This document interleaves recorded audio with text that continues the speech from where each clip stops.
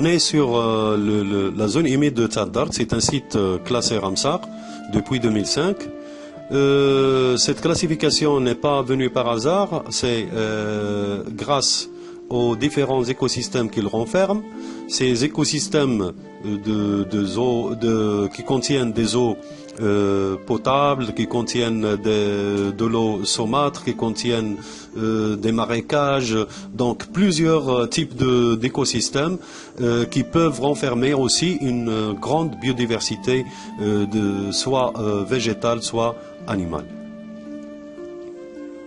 Ici, par exemple, près de l'embouchure de Tadart, on voit quelques plantes qui sont adaptées à ce type de marécage parce que la zone où on se trouve, il est gorgé d'eau, donc on le sent sous nos pieds, donc on sent de l'eau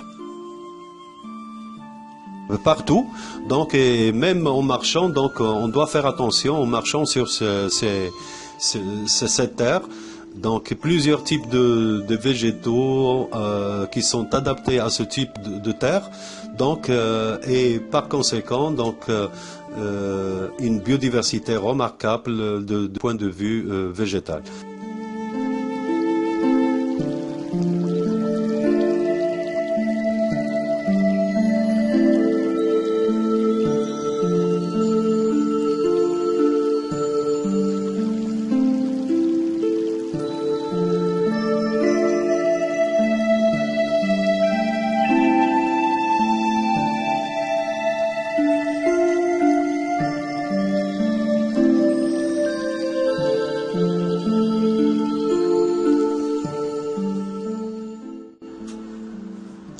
En s'éloignant de l'ouest Tadart, on voit ici les dunes de sable, et ces dunes de sable, ils sont tout le temps, fixées par des plantes.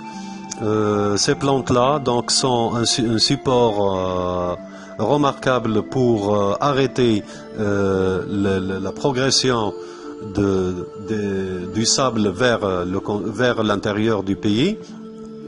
Et on va retrouver sur la route aussi surtout les acacias qui représentent une plante qui a été implantée par les eaux et forêts de façon à freiner la désertification. Entre Tanger et Asila, donc on retrouve la forêt Sharf al-Aqab ou bien la forêt diplomatique, qui est une forêt implantée, c'est pas une forêt naturelle, qui renferme des pins, renferme l'eucalyptus et l'acacia.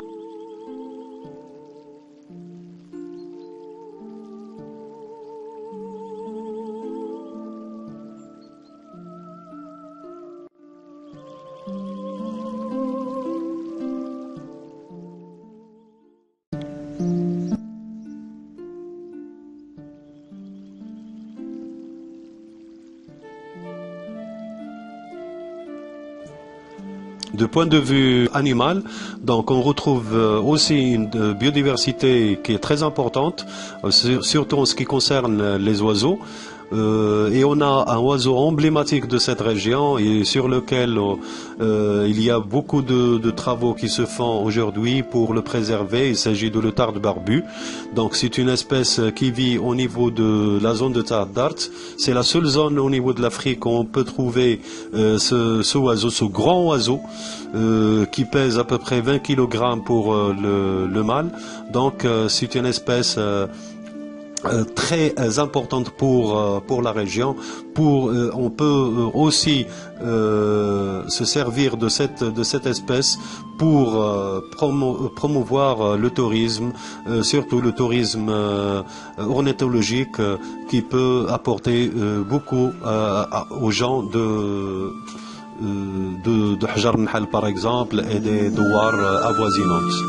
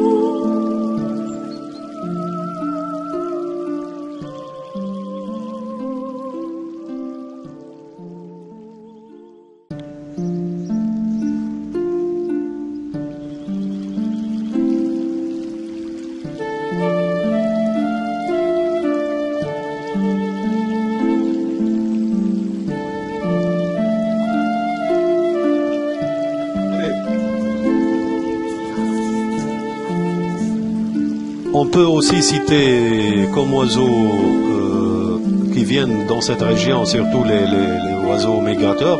Donc il y a plusieurs types d'oiseaux qui viennent se restaurer avant d'entamer leur route vers le sud. Il y a d'autres qui sont sédentaires, donc on a parlé de la loutarde barbue, il y a aussi des foulques, il y a des limicoles, surtout dans les salines, au niveau des salines. Il y a aussi, maintenant, je vois beaucoup, durant tout l'hiver jusqu'à le printemps, on voit le flamant rose partout, surtout au niveau des salines. Donc c'est une richesse qui peut apporter beaucoup de bénéfices pour la population locale à travers birdwatching comme activité de tourisme ornithologique.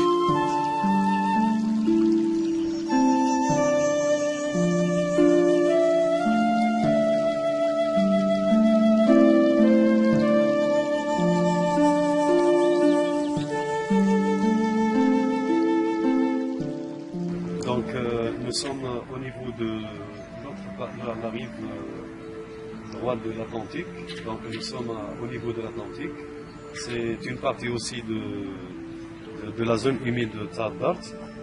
Cette zone-là est caractérisée par des espèces végétales qui sont de vrais fixateurs du sable, et on voit que les dunes qui sont garnies par ces plantes-là, ils sont sur place, ils ne se déplacent pas, alors que les autres parties qui sont dénudées, donc ils sont facilement emportés par le vent qui souffle très fort ici et qui les ramène jusqu'à l'intérieur à côté de la route principale numéro 1. Donc ces dunes sont donc d'une importance capitale et on voit des espèces fixatrices de ces dunes-là.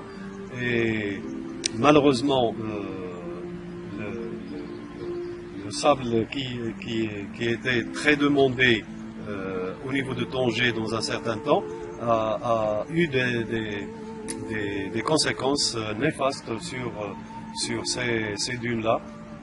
Donc avec l'arrêt des carrières de sable, donc on espère bien que ces plantes-là vont s'installer de nouveau de façon donc à fixer le sable et intervenir pour arrêter la désertification intensive qu'on est en train de vivre en ce moment.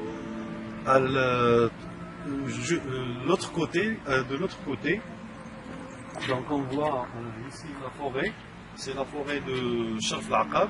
C'est ici que se trouve la nappe phréatique de la zone de Tanger.